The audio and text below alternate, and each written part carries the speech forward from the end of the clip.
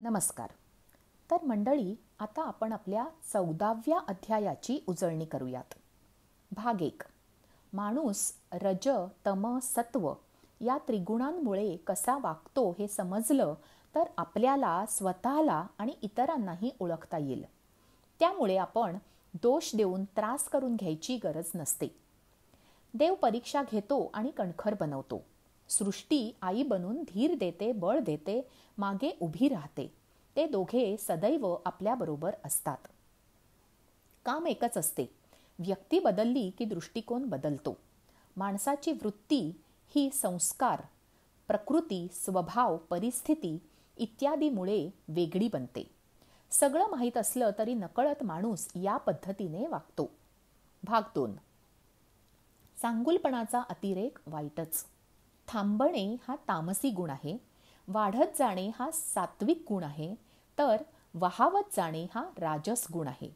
माणसात तिन्ही गुण कमी जास्त प्रमाणात असतात. त्रिगुणांचा फरक असतो म्हणून माणसे वेगळी वागतात. मोक्ष किंवा मुक्ती मिळवण्यासाठी या 3 गुणांच्या पलीकडे जावे लागते. भाग 3. या जन्मात वागले ते आवडत असेल तर निसर्ग मानतो आणि ज्याला जे हवे ते मिळेल या नियमानुसार पुढचा जन्म त्याप्रमाणे मिळतो. हे फक्त फळस्वरूप प्राप्त होते. प्राणी असो किंवा माणूस, प्रारब्ध प्रत्येकालाच असते. सत्वगुणांपासून ज्ञान उत्पन्न होते. रजोगुणापासून लोभ, तमोगुणापासून मोह आणि अज्ञान उत्पन्न होते. भाग 4.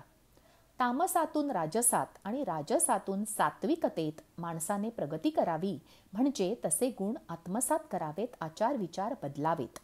एक दिवस सात्विकतेच्याही पलीकडे जावे. आपल्याशी इतरांनी जसे वागायला हवे तसे आधी आपण त्यांच्याशी वागायला हवे.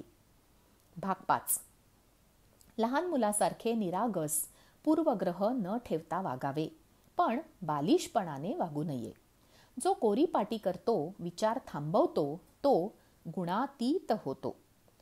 जय श्री कृष्ण.